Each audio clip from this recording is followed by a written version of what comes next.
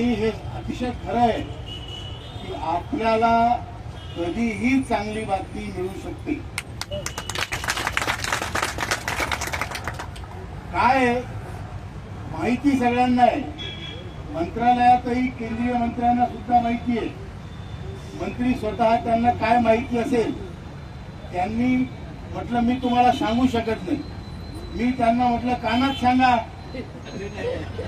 ते म्हणे कानातही मी सांगू शकत नाही, कारण हे सांगण्याचा अधिकार मला नाही. मोठी घोषणा ही मोठ्या तोंडी शोभा देते आणि या देशातले सगळे निर्णय पंतप्रधान घेतात. त्यामुळं आपलं काम होणार आहे, पण कधी आणि किती याचा आपण फक्त अंदाज लावू शकतो. यावेळेस आपण 21 तारखेला म्हणजे शुक्रवारी गेलो, गुरुवारी फोन आला मला शुक्रवारी भेटा.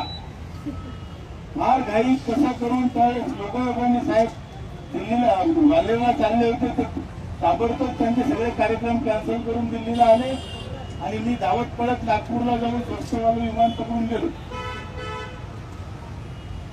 मंत्र्यांनी स्वतः बोलवून मिटिंग घेतलेली आहे. आतापर्यंत आपण त्यांच्या दाराचे सगळे बसे मोजले, किती फाड्या किती विटा, तर लवकर बोलवत नाही.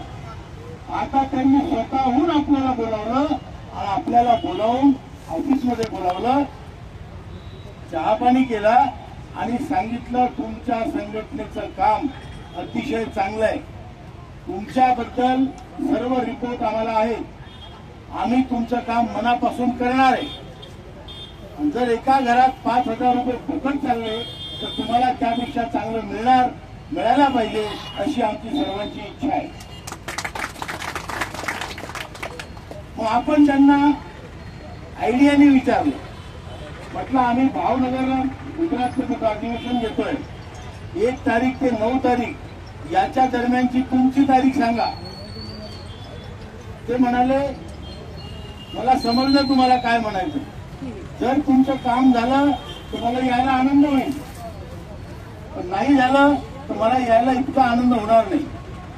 म्हटलं म्हणूनच विचारतो की 9 तारखेच्या आत तुम्ही येता का.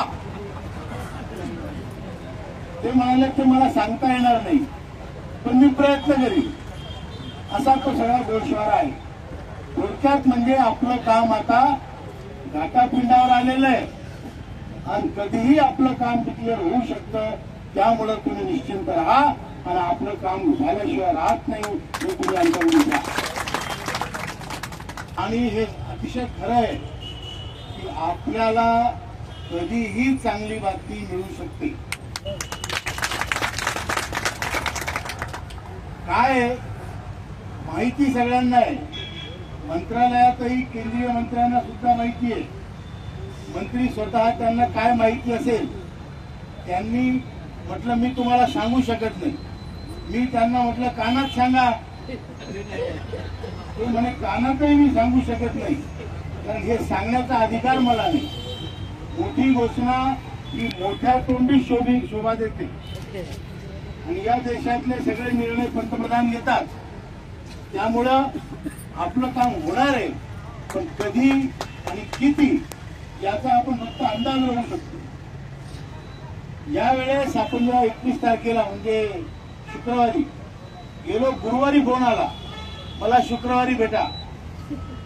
फार घाई कसा करून तर लोकांनी साहेब दिल्लीला ग्वाल्हेरला चालले होते, तर ताबडतोब त्यांचे सगळे कार्यक्रम कॅन्सल करून दिल्लीला आले आणि मी धावत पडत नागपूरला जाऊन स्वस्तवालं विमान पकडून गेलो. मंत्र्यांनी स्वतः बोलवून मिटिंग घेतलेली आहे. आतापर्यंत आपण त्यांच्या दाराचे सगळे बसे मोजले, किती फाड्या किती विटा, तर लवकर बोलवत नाही. आता त्यांनी स्वतःहून आपल्याला बोलावलं आणि आपल्याला बोलावून ऑफिसमध्ये बोलावलं, चहा पाणी केला आणि सांगितलं तुमच्या संघटनेचं काम अतिशय चांगलं आहे, तुमच्याबद्दल सर्व रिपोर्ट आम्हाला आहे, आम्ही तुमचं काम मनापासून करणार आहे. जर एका घरात 5,000 रुपये फुकट चालले तर तुम्हाला त्यापेक्षा चांगलं मिळायला पाहिजे अशी आमची सर्वांची इच्छा आहे. मग आपण त्यांना आयडियाने विचारलं, म्हटलं आम्ही भावनगरला गुजरातचं अधिवेशन घेतोय 1 तारीख ते 9 तारीख याच्या दरम्यानची तुमची तारीख सांगा. ते म्हणाले मला समजलं तुम्हाला काय म्हणायचं. जर तुमचं काम झालं तर मला यायला आनंद होईल, पण नाही झालं तर मला यायला इतका आनंद होणार नाही. म्हटलं म्हणूनच विचारतो की 9 तारखेच्या आत तुम्ही येता का. ते म्हणाले की मला सांगता येणार नाही, पण मी प्रयत्न करीन.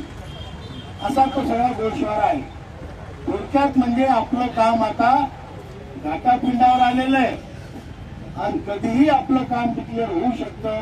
त्यामुळं तुम्ही निश्चिंत राहा आणि आपलं काम झाल्याशिवाय राहत नाही हे तुम्ही अंतर्गत घ्या.